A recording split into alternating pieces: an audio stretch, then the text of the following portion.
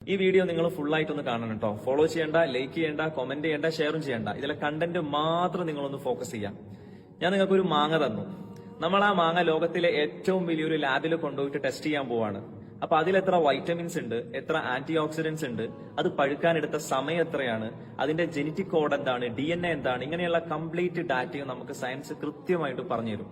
പക്ഷെ ആ മാങ്ങയുടെ ഉള്ളിലുള്ള ഓരോ മോളിക്കുലർ ലെവലും ഓരോ തന്മാത്രയും നമ്മൾ ടെസ്റ്റ് ചെയ്താൽ പോലും വർഷങ്ങൾക്ക് മുമ്പ് ആ മാങ്ങ ഉണ്ടായിട്ടുള്ള മാവ് നട്ടത് അത് ആര് നട്ടുവെന്നോ അയാൾ അത് എന്തിനു നട്ടുവെന്നോ സയൻസിന് പറഞ്ഞുതരാൻ കഴിയില്ല.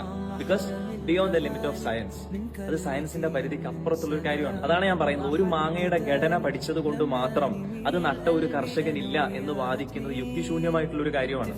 ഇതുപോലെ തന്നെയാണ് നമ്മുടെ പ്രപഞ്ചവും. ഇതിലെ ആറ്റങ്ങളെ കുറിച്ചിട്ടും ഗാലക്സികളെ കുറിച്ചിട്ടും ഒക്കെ പഠിക്കുന്നത് സയൻസ് ആണ്. ഈ എലമെന്റ്സ് പഠിച്ചതിന് ശേഷം ഈ ചേരുവകൾ വെച്ചിട്ട് ഇതിനൊരു സിദ്ധാവില്ല എന്ന് നമ്മൾ വാദിക്കുന്നത് യുക്തിയല്ല, അതൊരു ലോജിക്കൽ ഫാലസി അല്ലെങ്കിൽ ഇന്റലക്ച്വൽ ബ്ലൈൻഡ്നെസ്, ബുദ്ധിപരമായ അന്ധത എന്നൊക്കെ വേണമെങ്കിൽ നമുക്ക് വിളിക്കാം. മനസ്സിലായോ? ഞാൻ നിങ്ങൾക്ക് വേറൊരു പോയിന്റ് പറഞ്ഞുതരാം. ഒരു സിസ്റ്റം വർഷങ്ങളോളം കൃത്യമായിട്ട് ഓർഡറായിട്ട് നിലനിൽക്കണമെന്നുണ്ടെങ്കിൽ അത് നിയന്ത്രിക്കപ്പെടുന്നതായിരിക്കണം. നിയന്ത്രിക്കപ്പെടാത്ത ഒരു സിസ്റ്റവും ഒരു കാര്യത്തിനും ഈ ലോകത്ത് കൃത്യതയോടെ നിലനിൽക്കാൻ കഴിയില്ല. ഭൗതിക ശാസ്ത്രത്തിൽ എൻട്രോപ്പി എന്ന് പറയുന്ന ഒരു ലോ പറയുന്നുണ്ട്. അഥവാ ഒരു ബാഹ്യമായിട്ടുള്ള ഇടപെടൽ, ഒരു എക്സ്റ്റേണൽ ഫോഴ്സ്, ഒരു എക്സ്റ്റേണൽ ഇൻഫ്ലുവൻസ് ഇല്ലെങ്കിൽ എത്ര കൃത്യതയോടെ പോകുന്ന സിസ്റ്റവും അതിന്റെ ക്രമത്തിൽ നിന്ന് ക്രമരാഹിത്യത്തിലേക്ക് തകർന്നടിയുന്നു.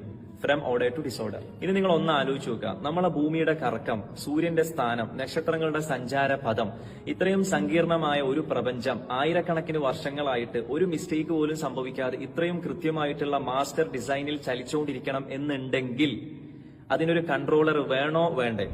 ഈ ചോദ്യത്തിന് നിങ്ങളെ യുക്തിയാണ് ആൻസർ ചെയ്യേണ്ടത്, നിങ്ങളെ നേരത്തെയുള്ള മതവിശ്വാസമല്ല. നിങ്ങൾ സമയമെടുത്ത് ആലോചിച്ച് നോക്കുക. എനിക്ക് തിരക്കൊന്നുമില്ല, ഞാൻ നിങ്ങളെ ഫോഴ്സ് ചെയ്യുന്നുമില്ല. ഞാൻ എന്റെ കണ്ടന്റുകൾ നിങ്ങളുമായിട്ട് ഷെയർ ചെയ്യുന്നു മാത്രം. നിങ്ങൾക്ക് ആലോചിക്കാം, ചിന്തിക്കാം, സ്വയം മനസ്സിലാക്കാം.